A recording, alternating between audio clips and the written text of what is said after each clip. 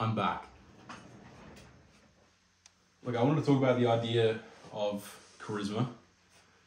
You might have been told before in your life, because I have been told many times this, just be yourself. So what's more important than charisma or just to be yourself? There's this idea that you can just be yourself and everything will be fine when it comes to being social, right? You could be nervous talking to 5 girls in a group or getting to know someone and you'll be fine if you're just yourself. Is this true? Or should you try to have some kind of charisma? Right, so there's way too much to cover in 10 minutes for this.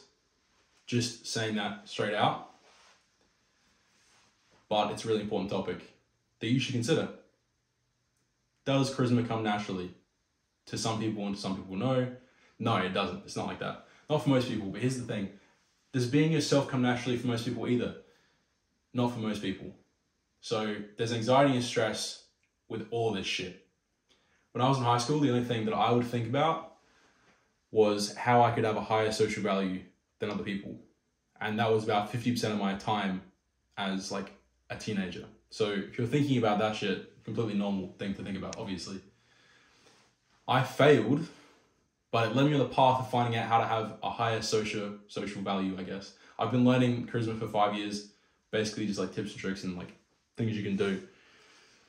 So you have some revelations that change how you perceive things over 5 years of looking at charisma in this way.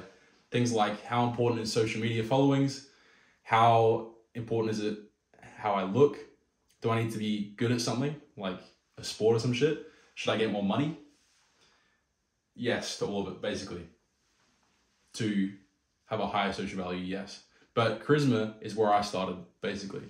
And you should consider it. So basically what I mean by charisma, out of the social media or looking good or have lots of money or be good at something, it's an extra thing there of just being like good at making friends, I guess. You think that's just the one thing you need, but it's where I started and it's not the only thing you need. But I'm not going to talk about anything else besides the pros and cons of charisma and the pros and cons of just being yourself for now. That's what I'm going to basically talk about only in this video, nothing else. So to clarify, I'm not talking about how to be charismatic, just what it's good for, right? So first up on the charisma tier list, we have the boons of being charismatic, right? So feel confident in public, you feel confident with women, you feel confident meeting new people. With charisma, you can be prepared for anyone by just being friendly and generally approachable and becoming confident, okay? So you can also make new friends. It's fucking blatantly obvious why you don't have charisma for that reason, right? You can be pretty easily seen as a leader, basically to anyone you meet if you do it right and make the person interested in being your friend. Okay, I'm not manipulating people into wanting to be my friend by using charisma. It's just things that I've done to grow as a person that's made me charismatic. You know what I mean? It's grown with me. So being charismatic also makes it easier to encourage your friends, people to do things that make them better. So you already know how hard it is to improve your life. Fucking insanely harder to improve your friend's life. But if you could imagine getting them into the gym by saying something that's motivational to them and they want to do it, or like even just getting them in the gym for a day, that's potentially going to change their life. Right, so this shit improves lives, okay? The perfect charisma shouldn't be forced, but unconsciously making everyone, including yourself, be great. You know, have an aura 1000. I don't know what the fuck that means. Right, so the cons then of being charismatic. You might not be authentically you, okay? It's a misunderstood statement, right? If you're being charismatic to gain something all the time, it's manipulation and Patrick Bateman psychotic shit, okay? We're not trying to do that. We're just trying to be a better person. Sort of basic knowledge, right? This is just common sense. Another con is trying too hard. So you can try too hard pretty easily with charisma if you overthink it. It's an easy trap to fall into where you make yourself look bad and awkward because you try too hard, basically. It's basically what I just said. To do this or to not do this, you have to fail a few times by doing it.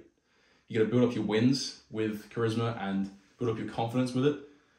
And the last thing, I guess, it's the con, which I just mentioned, was the overthinking thing. You can pretty easily overthink stuff and become like in your head when interacting with people. If you think about this stuff, This is what people think charisma is. It's just, oh, trying to learn these skills is overthinking. It's not doing that, but it can be if you do it wrong. And if you aren't used to doing it and you're not used to talking to people yet, okay? So then the foundation of charisma, I guess is what I'm trying to say, is like, I'm trying to make everyone here feel good. For myself and for my friends and for other people that I don't even fucking know. I'm gonna be okay regardless of whether people like me or not. It's like not anxious at all. You're just being stress-free. This one mindset, I guess, is the one thing that's not stuck with me, but it's something that I've just realized that's what charisma is over the years of doing it, okay? It's one of the main things of it, at least. So now then, moving on to just being yourself. All right, I'll go through the benefits of it first, quickly, so you don't have to waste fucking time. All right, so it reduces your anxiety massively. Sure, like I think that's actually a decent point. This idea can make you feel way less nervous as long as you really understand what being yourself means. You know, it means understanding. It doesn't matter what happens, you'll be okay. It means accepting yourself for who you are, right? That's fucking basic. Your dad probably told you that. If he didn't tell you that, righto, fair enough. Like, not everyone gets taught those lessons. That's completely fair. Both of these are massive self-esteem boosts though, right? So that can be helpful. If you're innately charismatic, it's an effective mindset, okay? So if you already have charisma and you're like born like Russell Brand or some shit, or like, I don't know, Brad Pitt, and you just look fantastic all the time, then you're gonna be fine, okay? Just being yourself will be fine. But for most people, that's not how it goes, all right? So you gotta better yourself and learn new things, okay? I don't actually think that being innately charismatic exists. I don't even think that Brad Pitt or Russell Brand was born with charisma, but they learned it and they were conditioned into it as kid actors and like entertainers at a young age, right? So the cons then, just being yourself, this is where I really want to get into the actual things that I think about in this video, that I think about often, that are lies that get told to people. So being yourself as a thought process, just being told that, accepting it as is kind of fucking lazy. No judgment, but it is lazy. It's also short-sighted. You know, you can be yourself now, but who knows if being yourself for the job interview you're going to have in 3 years, or the person you're going to meet in 3 years, is going to be enough. Do you know what I mean? And that's not to say you're not enough now. Whatever you think about that, that's fine. But you could always have improved, or at least tried, right? So there's nothing wrong with always trying to be the best version of yourself, as they say as well. So think about that. Also, it's unprogressive. Progressive, okay. But like, it kind of is.